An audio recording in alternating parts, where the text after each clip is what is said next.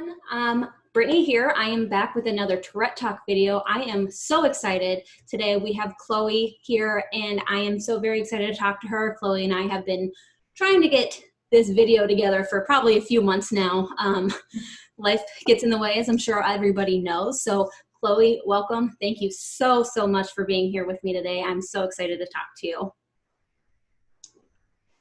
So we're going to go ahead and get started. So first I want to start with, how old are you now? I am 18. I will be 19 next Thursday. Oh, well, happy early birthday. Thank you. Welcome. That's exciting. Birthdays are exciting, but also not exciting right now in today's world, I guess.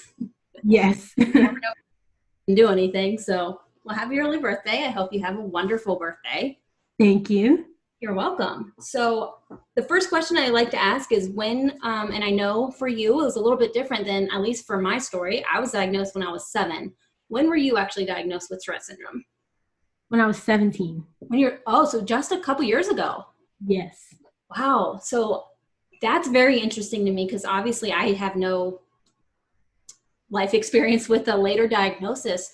So did it just develop later in life, or do you think you might have always had it when you were younger and then it just took a while to finally realize it could be something? Or how did that happen? How did that come about? Well, once I started having more noticeable tics, we kind of looked back and we're like, well, these things you probably did were tics, but we just thought you were being weird. But it really got bad when I was about 16. Kind of difficult because I kind of went from having these really minor tics, which I didn't even really recognize were tics, to having these like intense, constant tics. And it was just a really big life change. Oh, I bet. I can't even imagine it happening all at once like that. It's bad enough not like it having a bad day, knowing that it could happen, but it happening out of nowhere. So was it just like one day you just started waking up and your body was just kind of freaking out? Or, and I use the term freaking out, not in a, you know what I mean? Yeah. Well, I think it was in August of 2018. I woke up and I was like moving my neck constantly and I genuinely couldn't stop. Yeah. And I was kind of like, what is going on? So I went to my grandmother and she completely freaked out and she called my mom, who was already at work, and she was like, you need to go to urgent care. So I went to urgent care, beetroot. And they were kind of like, oh, just stop. And I was like, well, I can't. And then they were like, oh, well, we can't help you. Just go home. And I was like, oh, okay. What? And then the next couple of weeks, I just developed more and more tics. And we went to my psychiatrist and she was like, oh, those are tics. You need to go see a neurologist. So I did. And I saw her for the following year. And then after a year, I was diagnosed. So. Okay. Wow, that's so crazy. So this might be a stupid question because maybe it's an obvious answer. Were you scared? Yes. It was really scary because I'd never experienced anything like that before. Yeah. And I didn't really know what tics or Tourette's was. So I didn't really have an idea of what was going on. I was just like, oh, well, I don't know why I do this. And my mom was like, can you stop? I was like, no. My mom was really confused. So she started doing research and then she came across tics and she was like, I think this is what's going on. It kind of makes sense and follows along with what you're going through. And okay. So psychiatrist, and she confirmed it. And so the neurologist is kind of like, oh, okay. And we thought that maybe it would get better. Like they thought maybe you're just stressed and it'll go away. But then it just, over the months, I gained more and more tics.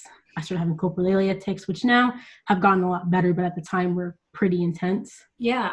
And so it was like, okay, this is probably not just going to disappear one day. Right. Was upsetting, but now it's kind of like I've learned to cope with it. So it's not as upsetting as it was when I first found out. Yeah, absolutely. Yeah, there's definitely that time period where you're just learning to accept a diagnosis in general. Yeah. So was it because it was later developed and obviously frightening? Because obviously for me it's way different because I was a child, so I don't remember a lot of. I remember when I first noticed my body doing things I can't control, that kind of thing, but not necessarily that progression. At that point, then, after like the year, and you went through all of this, was it relieving almost when you got a diagnosis? So you had like, this is the reason, or was it still kind of in that scary territory? It was relieving. It was both, honestly. It was relieving because I could tell people Yeah. why? Because in the beginning it was kind of like, well, I don't know. Right. And people were like, well, what is that? And I had to explain it, and it was like a whole thing. But then to tell people, oh, I have Tourette's, people sometimes, most time, have an idea, even if it's not an accurate idea. They Yeah. kind of at least have a general idea of what it is, and so it wasn't as intense of a conversation. Yeah. Well, that's good. So you said you didn't know much about Tourette syndrome at all. So that came with just like your mom researching and everything, Yeah, coming to that conclusion. yeah, and then my psychiatrist also filled us in a bit about it. So Okay. Well, at least you had them since urgent care was clearly no help. yes, urgent care was not helpful. It's always great when you see somebody and you're like, well, can you just stop? Like, um, oh, if I could why do didn't it, I I think of would that? be here. Yeah, if any of us could do that, then yeah, we would. Yes. Like, I would much rather know what my body's going to do in the next 5 minutes. Yes. Yeah, that's very frustrating, especially from doctors. Not that necessarily urgent care can diagnose it, 'cause my mom actually took me to urgent care too. But obviously, they said basically almost the same thing, like we can't do anything. Yeah. Well, that's really interesting. So when you got diagnosed, how was your family and stuff with it? Were they supportive? Were they frightened but supportive? Like, or not frightened, but like nervous but supportive, that kind of thing? They were very nervous. So I live with my mom, my grandmother, my uncle, my brother. Oh My man, you got a full brother, house. my brother actually had an idea of what Tourette's was. I don't know why he did. I don't know if he like watched somebody with it or whatever. So he got used to it the quickest because I hang out with him the most. My Okay. mom was worried because I would have like neck pain or like chest pain from hitting myself, and she was just worried about that. But my grandmother was very caught off guard, especially with coprolalia, because Yeah. I don't swear. Like outside coprolalia, I don't swear at all. So it's Yeah. just really jarring. Yep. Same thing for me. I try not to. Almost, it's like, well, one, I'm just not that. I also just don't swear. Yeah. I, unless I'm really, really mad, I will Yes. say. But it's almost like I don't want to as well, because then if people, like, it's this weird subconscious thing where I'm like, I don't want people to like make the joke, like, Oh oh, yeah. is that your Tourette's? Like, I'm like, no, I don't want to feed into your stigmas about what it Yeah. is that I have. It's a hard battle sometimes. It's weird when I think about it. I'm like, why do I even care? But I do. Yeah. Because Probably it's like, mostly. Go ahead. especially with like how often my coprolalia was, it was like I didn't want, because in the beginning everyone was like, oh, is that a tick? Is that a tick? Is that a tick? Like every time I'd be like, yes, yes, yes. Like I promise. It's not just me doing this on purpose. Right. It's like, let's just make it easy. Anytime my body does or voice does anything that seems a little weird, it's a Yeah, tick. it's a tick. No need to ask every single time. I have like a growling coughing tick, and it's like really intense, and I'll like be in my grandmother's room and I'll be helping her, and she'll be like, are you sick? Are you sick? I'm like, no, it's just a tick. Or people be like, are you sick? I'm like, no, it's just Tourette's. I'm fine. Yes, it's a bad time to have ticks like that. Like Yeah. even clearing your throat or coughing is just like, come Or I'll on. be at work and people be like giving me a dirty look. I'm like, it's just Tourette's. I'm fine. Yeah, I'm perfectly okay. I promise. So, actually, because I wanted to bring that up too, that you mentioned work. So, because I know a lot of people with Tourette syndrome are nervous about going into the workforce, or nervous about what they're can and can't do, or how people will react. So, what do you do at your job? So I'm a cashier at a grocery store. It's just a part-time job. Okay, is And it? Go I've ahead. had a really good experience. I worked two jobs prior to this, and I actually left both of them relating to my Tourette syndrome. So this is the first job Oh I've had no. where it's actually worked out, and like all my supervisors know, and they're very supportive and understanding. Good. So was it because of coworkers, and don't feel obligated to answer this if you don't want to get into it, but was it because of them not being supportive that you had to leave, or did it just like kind of coincide with like a trigger the ticks too much? Um, well, the first one, I actually had that job when I was in the process of getting diagnosed. And Okay. it was just kind of awkward, and I just left. I was like, okay, because they tried to be understanding, but it was still an awkward situation. So I left. My second job, they were just really bad about it. They were like, well, you just can't do it in front of customers. And I'm like, well, that's like 8 hours. I can't make that happen. Right. Oh, that makes me so upset. And then we just kept butting heads, and I just left. I was like, I can't. Yeah, no, good for you. That was definitely the right choice. You shouldn't keep putting yourself in like a toxic environment like that. Yeah.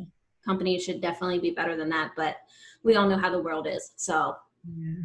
but that's really great that your job now is super supportive. So did you like disclose it like in the interview process, or did it just kind of come out naturally through conversation every once in a while, or when you ticked, somebody asked what you were doing and that's when it came up?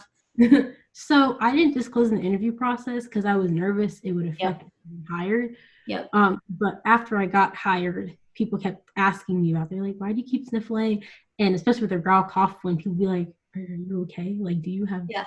it? Like, what's going on? And so eventually I was just like, no, it's just Tourette's. And so, I ended up telling a couple people and then a couple more people. And so now pretty much people I work with on a pretty often basis know. Some people don't, but most times it's like coworkers I haven't really talked to. Yeah. When they start staring at me, I just tell them. Yep. I totally get it. Yeah. Cause sometimes it can come out naturally in the conversation. Other times, like you just like feel the presence of their eyes. And it's just like, okay, I have Tourette syndrome. No, I don't swear all the time. Yeah. I can tick differently. Like it is what it is. Please stop staring at me. Yeah. Yeah, it can be difficult to talk to coworkers. I know that for sure. Would you say that you recommend, though, making sure the people that you work with know, or at least the people you work with the most know? Like, would that be I something you would tell people? Yeah, I would. If you feel comfortable doing Yeah. so, I would say to do it. Just because it prevents awkward situations. Yes. Especially like being in the break room, because I'm on break, my tics can really come out. And so just having people I work with know, so they're not like worried about me or being like, why is she doing that and making Yeah. that noise? Yeah. Tendency to like bang on desks, and so I'll like be banging on the table, and I'll be like, what are you doing? I'm fine. That's what people at school used to tell me, because I'd be so used to like my little noises and like my growl cough thing. And they'd be like, when you're not in class, it's like weird because it's actually quiet. And I'm like, I Yeah. don't know if that's a compliment or not, but Were you in your senior year then when you were getting diagnosed? no, I'm actually in my senior year right now. Okay. I was in my junior year. Okay, cool. So how has that been? Like it coming, like how has that played into anything, especially coming on going into your junior year and all of a sudden showing these bigger signs of Tourette syndrome? It was very weird because I had to explain to everyone. Everyone was like, what? And I was like, oh, well, it's really awkward, especially with like my friends. My friends tried to be supportive, but it was just kind of awkward for a bit. Now they're like very used to it. It doesn't phase them at all. And it doesn't phase most people I know because they're used to me doing it. Yeah. But in the beginning, it was very weird. I had some pretty poor experiences with teachers, though. Ugh. They would stop teaching every time I ticked, which would just make everyone stare at me. And I had to kind of tell them, like, please don't do that. Just pretend it's not happening. Yeah. Oh my gosh. Oh, that makes me so angry. Small tick too. It could either be like coprolalia, they would stop, or I could like sniffle a couple times and they would stop. And I'd be like, please just pretend it's not happening. Just teach, please. Because it made things awkward. Yes. That tick day, then it was like often they would be stopping. And I was like, please don't. Yeah. So what would you want teachers to like do when you have Tourette's? Like just be aware of it, know that you know what's happening, like just ignore it completely. Would there ever be a moment not stopping and making, because the stopping is basically they're making the scene at that point. Yeah. And being obnoxious, in my opinion. Yeah. But would there ever be a point where you would want them to maybe step in? Like if it started getting bad, would you want them to like stop and say, are you okay? Or would you rather them ask like afterwards to just be like, hey, I just wanted to make sure everything's all right? Or would you personally not want any of that? I personally wouldn't want any of it because I'm a pretty good advocate for myself. So like if it was getting bad and I needed to like step out and kind of calm down, then I could ask for that. I just prefer they just ignore, pretend it's not happening. Yeah. And even if like I've had, especially in the beginning, like some kids would make fun of me. And if they step in those situations, like that's okay. But like they're also confused because my friends would like poke fun at it, which I didn't mind. Like my friends, so I understand they're not laughing at me, they're laughing with me because right. for like 10 years. And they would even step in then. And I had to be like, no, like, we're friends, I promise. You do Yes. not think it, but like, we're friends, we're Yep. close. So, yeah. Well, that's good because I always like to ask because everybody's different. But I was the same way where I would just tell him, like, I know what I need to do if it gets bad in class. Like, if all I ask is that you let me, like, step out, go to the Yeah. bathroom, take a couple laps or something around the building. Like, just let me do what I need to do. So I have an IEP, and like when I developed tics, we went to my IEP team, was like, hey, this is what's going on. And at first, like, they were like, oh, well, just like don't do it, and then we won't have a problem. And we were like, it's not really how it works. And every time I would come in like the classroom, like the school within a school classroom, they would kind of be like, why are you doing that? And I have to constantly remind them it's Tourette's. Like, I can't help it. Yeah. And they would and then one of the teachers always like, oh, just don't do it. Like, it's that easy. And I was like, well, if it was that easy, I wouldn't have a diagnosis now, would Yeah. I? If it was that easy, Tourette syndrome wouldn't be a thing. Yes. Like, I think that's the one that I almost feel like that one aggravates me more than like other things that people say when they're just like, well, just stop. Oh yeah. I'm like, oh, I haven't tried that. I'll try that. Yeah. You're like, you know what? Good idea. Let me do that. Like, and that's why it's so hard too, I think, to talk about suppression of tics. Oh Because yeah. then people get this like, oh, well, if you can stop it for 2 seconds, why can't you stop it the whole day? And it's like, well, and I never want to give the impression because like I'm like always so hesitant to even say when I hold tics in because people will take that one little snip Oh of yeah. what I said and run with it. They're like, well, you said you can hold them in. Well, then just I don't want to say, well, then just hold them in then. Don't do it now if you can hold it in. They don't realize how difficult that is Oh and yeah. how incredibly uncomfortable it is and how much it makes you have to take more. Yes. For that, even if I held it in like during a little bit, like it's gonna come out still. Like Yeah. it's gonna find me one way or another. Yeah. That was me after school sometimes because I would still tic quite frequently at school, but I would try to like not do loud ones because I didn't want to like scare people or distract people. But then I'll get home and I would like it would all come out, and my mom would be like, you were like kind of suppressing at school, weren't you? And I was like, yeah. Yep. Like she would just know because I'll be at Yep. home and be like taking on my couch. She'd be like, all right. She's like, you need to not do that. I'm like, I know, but I can't help it because especially in the beginning, I would get really nervous, like even going out to like the grocery store or whatever, like I would get like really nervous. And so I would like try to suppress, which didn't really work out because they would just come out anyway. Yep. I'd be like trying to make them smaller, less noticeable. Because when people start to stare, like my heart would race and it would get even worse. Yeah. Like, but at this point, I don't really care too much if people stare because I realize like that's just a result of ignorance. Like, Yep. why should I, force myself to be uncomfortable because people are ignorant? Absolutely. Couldn't agree with that statement more. That's how I feel too. Like I'm not gonna stop my life because it makes you a little bit uncomfortable. Yeah. At the same time, it is in the back of my head. I'm like, oh, is this going to be the time somebody says something stupid to me when I'm taking That's the how I store? feel. Like I went to the grocery store yesterday and I was standing in line at the pharmacy and this lady started interrogating me about my tics. And she was like, why do you do that? She's like, is it contagious? And I was like, no. And she's like, can't you just stop? She's like, you're so annoying. You're ruining my grocery store trip. I was like, okay. Like, whatever. I'm just like, there's other lines for you to go in. It's a whole grocery store. Find another one.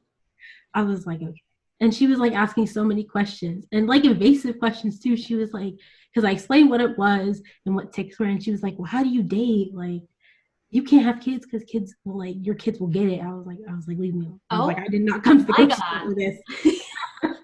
That is the most obnoxious conversation. And and I was just like, please, like, leave me alone. I just like walked away. Yeah, as you should have. Like, what? I can't even imagine, like, if somebody was like, you're ruining my grocery store trip. I'm like, well, it's a big grocery store, lady. Find another area. Yes. Like, oh, that's so obnoxious. It's baffling to me what people think is just, like, okay to say and ask complete strangers. Like, who cares what I'm doing? It's none of your business. Like, I'll be checking people out and they'll like they want to know like my medical history. Like Like, and luckily this doesn't happen often. Most people just are curious, and I tell Mhm. them, like, Yeah. oh, or they know what Tourette's is, and they're like, oh, do you have Tourette's? And I'm like, yeah, and they're like, oh, okay, we move on. But Yeah. some people, they're like, do you have proof? I'm like, proof of what? Like, I don't need to show you my documentation for you to take me seriously. Right. That's like asking someone in like a wheelchair to show them their documentation of why they need a wheelchair. It's inappropriate. Like, Right. Absolutely. It's so inappropriate. And that's the thing too, because you said like the people that ask that are just like curious. yeah, That's fine with me. That's what I like. I want you to, I guess it's hard because I said just a little bit ago, it's none of your business, but it's the implication and how they ask their questions. yeah, If it's just true questions and their follow-up questions because they honestly just want to know yeah. more That's like about completely it, okay. yeah, there's a different tone and you Yeah. can just tell. You can There's a tell. difference to be like, oh, why do you do that? And be like, why do you do that? Yes. Like, that's the Yeah. difference. Well, and then telling somebody, well, you can't have kids. God forbid another person has Tourette syndrome. It's like, oh, okay. Yeah. Like, first of all, lady, that's my own Yeah, choice. that's my business. Like, Yeah. it's really none of your business. Uh, People are ridiculous. And that's what's hard. I will have some times where when I used to work more with the public, I used to work at a bank and I was a bank teller. And I would always pick and choose almost like when I wanted to actually say something. It was almost like Oh, I yeah. had to figure out like what kind of mood I was in that day. Cause sometimes so we had light music playing in the background, like most places do. And I would be moving a lot or like I would tick my stomach. So like my shoulders kind of jump up and down when I do it. And Yeah. like sometimes they'll ask me what I'm doing. And then sometimes they'll be like, oh, are you dancing to the music? Some days I'm just like, yeah, I like the song, I guess. But some days, like as much as I advocate and love doing it, some days I just don't want to explain myself. Some days, like, people will, like, be like, what's wrong with you? And I'll just be like, I have a neurological condition. And I leave it at that. Yeah, And I want to answer your questions. I don't want to really argue with you. I just want to check you out so you can go home. right. You should just be like, what do you mean? I didn't do anything. You're the crazy person. Yeah, it's like, oh, I didn't do anything. Like, what are you talking about? Yeah. Do you have proof that I did something? Oh, people, you want to have faith in humanity, but then like there's just those people There's that few just like, people who just ruin it for you. I know, it's like you feel like sometimes you take a couple steps forward and then it's like 20 steps backwards sometimes, Yeah. especially in like Tourette life, I think. Yeah. Like there'll be moments where I'm like, man, like we're really like getting somewhere with this. Yeah. We're making a difference. And then like the next headline is like some other news anchor said that so and so must have Tourette syndrome because they said this. I'm like, oh, you gotta be kidding. Really? Like, how many times do we have to do this? Yes. And I get it. And because that's the thing too, I'm not necessarily offended by, like, I know everything gets made fun of. That Yeah. I understand. Like, I can even joke around about it too, but it's also different because I have it. So, Yeah. and even so, like some of my families, like you said with your friends, like, yeah, we can joke about Yeah. it to that level. But again, you can tell when people are trying to just be mean. I Yeah. guess it gets exhausting for like the same old story and stigma just being pushed Yeah. every time and used as if it makes it harder for people to take us seriously. And I think that's what's so exhausting about it and annoying about it. Like it would be different if there were jokes about it and like those things were said, but yet there was still so much other things that were like there would be movies where it's not the funny joke that the person has Tourette Yeah. syndrome. It's just a character that has Tourette syndrome. And there's more of that. Like that would be different because then there would also be correct representation. Yeah. But for us, it's like pulling teeth to Oh get. yeah. I feel like. I know we want to talk about it, and since we are talking about ticking in public and all this other stuff, I know you wanted to talk about being a person of color with Tourette syndrome. Do you think, and I want you to go on any topic you want with that, because I think that's a super important topic to discuss, because I don't think that there's also enough representation for that as well. And so if there's anything that I ask, please enlighten me if I'm saying anything wrong or anything like that. Please do not feel, interrupt me, stop me, whatever. But do you think that what kind of difference do you think that makes for you? Do you think it makes it harder to be taken seriously? Because I've heard people tell me, or I've seen it online, that people say that you can't have Tourette's because of that. which is Okay. crazy to me. But Yeah, so I definitely think people sometimes take me less seriously because they're like, oh, well, I've never seen a Black person with Tourette's. Like, it's always white people. So they presume because they don't see Black people, it just doesn't affect us. When I yeah, think a lot of that is that we're just underdiagnosed as a group of people. yeah, A lot of stigma and lack of education in communities of color about Tourette syndrome. So there's okay, no chance for people of color to be diagnosed with Tourette's. And yeah. so I think, a lot of people just assume, oh, well, you can't have it because you're Black. And it's like, that's not true. You just don't see the representation, but just because you don't see it doesn't mean we don't exist. Yes, absolutely. It's crazy to me that people think like a skin color would stop you from having a neurological Yeah. disorder. Like it's literally it's neurological. Yeah. It's inside. It's not it's not like white people like I don't Yeah. I It don't know. doesn't make any sense. Yes. And But maybe it's a good thing that that doesn't make sense to me, I yeah. guess, because I would never think that. Yeah. And I know we're a very diverse group of people with Tourette's because I Yeah. know even people just like of different races or heritages and ethnicities, all of that. Like I see them say too, like, yeah, we can have Tourette syndrome and be this, or that. Yeah. And it's also sometimes even with like when I hang out with other people of color, I'm like, oh, I have Tourette syndrome. It's kind of the joke that like I hang out around too many white people, and that's why I have it. And it's a stigma within the community that even within the communities of color that it is a white person thing. So it can be Okay. made like people joke with me. They'll be like, oh, well, you just hang around too many white people because like, and sometimes people will be like, my mom would never let me have Tourette syndrome, and I'm like, What? your mom doesn't really have a choice in that. Or like people be like, oh, like if I did that, my mom would just like beat me. Or people be like, oh, your mom didn't like spank you enough, and that's why you have it. And I'm like, no, because that wouldn't do anything. Like that wouldn't stop me from ticking. Like, Yeah. Oh, so is that? Do you think that is just like the fact that it's lack of that, or it's a cultural thing where there's a lack of just disorders in general, or do you think it's like specific to Tourette syndrome, or um, I have mostly experience with it in Tourette syndrome, but I think yeah, it can also trail into other areas such as like mental illness and physical illness as yeah, well.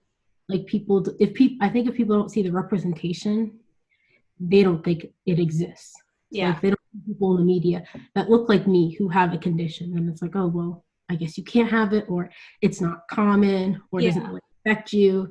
So And that's the thing, it's probably way more common than people realize, but if yeah, the education and stuff isn't there, then then you can't make a diagnosis. You don't know what it is. You can't possibly diagnose it. right, exactly. And if just because it's underdiagnosed doesn't mean it doesn't exist too. And I Yeah, think that's where people have trouble, especially when you're trying to get diagnosed with something that there's no education around. It's that automatic, well, you must be faking it then. It's in your yeah, head. Like, yeah, knock it off. Like, I don't believe you, that kind of thing. So, with yeah. that being said, like, were you nervous, I guess, because of that too? Were you afraid that the skin color would stop you from finding out what was, and I always use quotes for wrong because I don't like to Yeah. say something's wrong with us. Yeah. Um, not I don't think I was really nervous about it because I had a really because we went to go see my psychiatrist about it and I had a really good bond with my Oh, psychiatrist. good. So I've been seeing her for I think almost 2 years before this happened. So Okay. we had a good relationship, so it wasn't like I worried too much about it. And even with the neurologist, like she was very nice and understanding and Good. knew quite a bit about it. So luckily that wasn't really a worry for me. And Yeah. I do live in an area with really good doctors, and I've never personally never had too many bad experiences with a doctor getting a diagnosis for something. So Yeah. that's something I think I had to worry about, but I think it's definitely something that other people have to worry about. Yeah. So is that any part of, was that anything that led you to want to be an advocate and start sharing your story and all that? Was that part of that? Or was it Yeah, Tourette syndrome in because I want general? to show people that like people like me can have Tourette's, and Yes. that's normal. It's Yep. not weird. It's not like we're a small statistic. Like there's people like me, plenty of people like me who have Tourette's, Yeah. and we exist, and we're not weird. We're not faking it because we're not white. Like we exist and we genuinely struggle with it. Yeah, absolutely. And I think that's a strong message to share because let alone saying like we have Tourette's and we're real, but Yeah. let alone like people of color, because it's even harder to see like a young girl or boy or anybody to see somebody like them on the television. Yeah. Even if it is the joke, it's a white person. Yeah. They don't show the mix, like let alone Tourette syndrome for real. But Yeah.